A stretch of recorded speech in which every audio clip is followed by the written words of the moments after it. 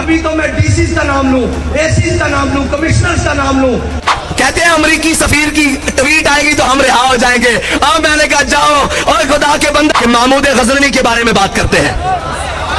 और मैंने कहा जिन्होंने खालिद टैंक भी है, दरार टैंक भी है, गजनवी भी है, वो सारे हैं, लेकिन खालिद टैंक चलाने के लिए गैरत भी तो खालिद बिन वलीद वाली चाहिए ना। के बारे से हम 71 वालों के बारे से नहीं है जो प्रिंटे छोड़ कर आए हैं। मिल्लत बैदा है इमामत उसकी जो मुसलमान को सलातीन का परस्तार करे। इकबाल कहता है जो तुझे इमरान और नवाज शरीफ के पीछे लगाए, जो तुझे जरदारी और जनाब किसी और के पीछे लगाए, वो कल तक जो शॉट डालते थे मुझे क्यों निकाला, वो कहते थे हमें जूता क्यों मारा।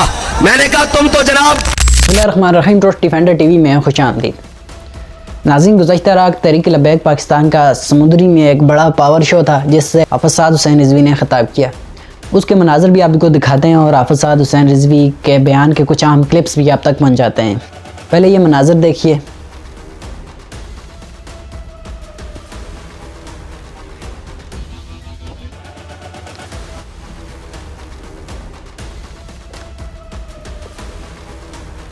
अब इस हवाले से तहरीक लब्बैक पाकिस्तान के सोशल मीडिया को मज़ीद बेहतरी लानी होगी। मज़ीद अपडेट्स और मनाज़र जो होते हैं वो बर वक्त पहुँचाने होंगे।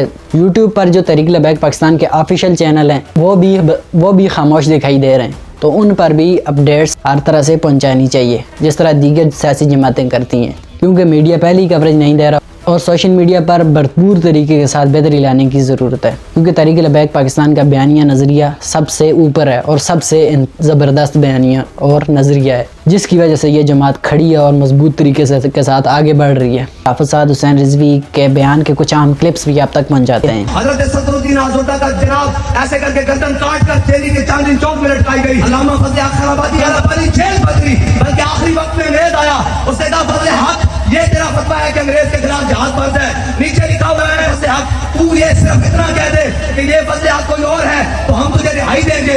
अल्लामा फजल हक खैराबादी बूढ़े हो चुके, हड्डियां निकल गई अंग्रेज की जेल में और जनाब जिस्म भी नहीं हो गया और बिस्तरे फिराश पर है। पूरे फारूकी ने जोश पर उठ कर बैठ गए, फरमाया एक फजल हक है, अगर लाखों भी हो तो हमारा फतवा यही है अंग्रेज के खिलाफ जहाज बंद है। हम उनके बारे से, हम 71 वालों के बारे से नहीं है जो प्रिंटे छोड़ कर आए हैं। हम उनके बारे से सलाहुद्दीन अय्यूबी है, जो मोहम्मद बिन कासिम है, हम उसके बारे से जो अकेला तने तनहा ट्रालर पर जनाब लाखों गोलियों के अंदर बैठ कर भी कहता रहा ये सफर है तू जाना, जहां कदम कदम बनाए जिन्हें जिंदगी हो प्यारी वो यही से लौटता है। खालिद टैंक भी है, दरार टैंक भी है, गजनवी भी है, गोरी भी है, शाहीन भी है और जनाब अब्दाली भी है, ये सारे हैं, लेकिन खालिद टैंक चलाने के लिए गैरत भी तो खालिद बिन वलीद वाली चाहिए ना।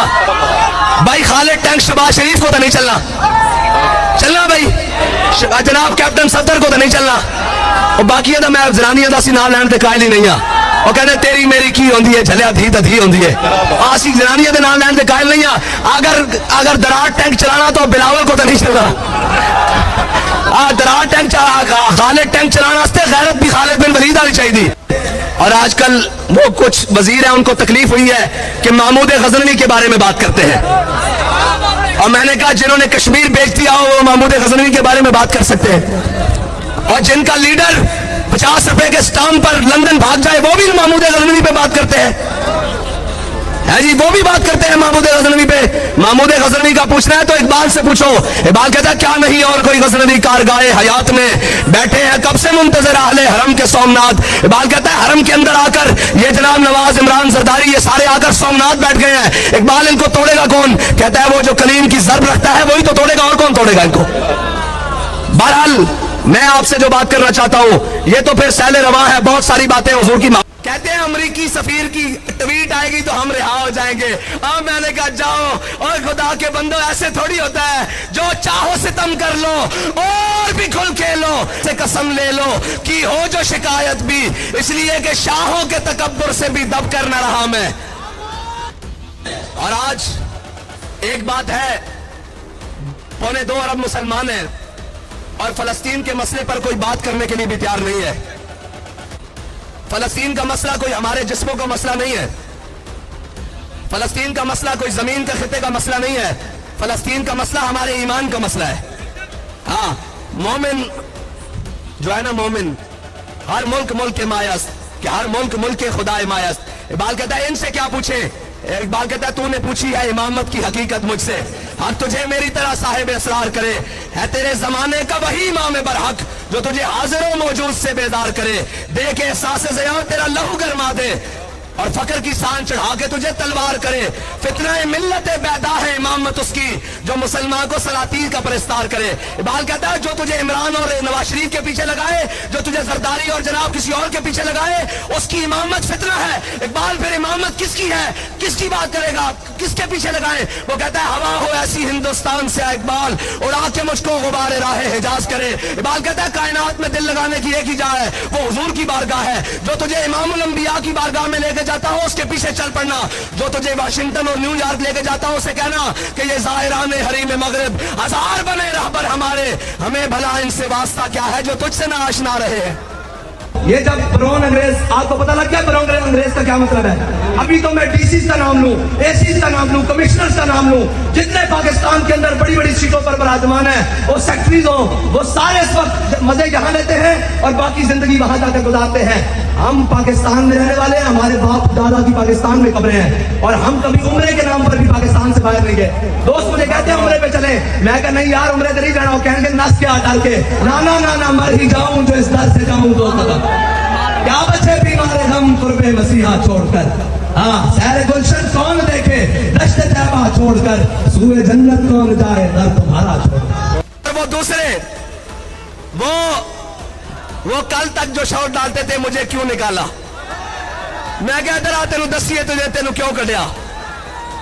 वो कहते थे हमें जूता क्यों मारा, मैंने कहा तुम तो जनाब उसके काबिल थे जिसको हम जुबान पर नहीं लाते, शुक्र करो हमने तुम्हें इसी पर रफा दफा कर दिया है। और कहते थे कि हम जीत जाएंगे, हमारी ऊपर बात हो गई है, मैं क्या उत्तर नुको और मुल्क भी चला के देन जहां तुम्हारी बात हुई है। कहते आपकी कहीं बात नहीं हुई, मैंने कहा हमारी भी बात हुई है। कहते कहां हुई है, मैंने कहा मदीना पाक में हुई है।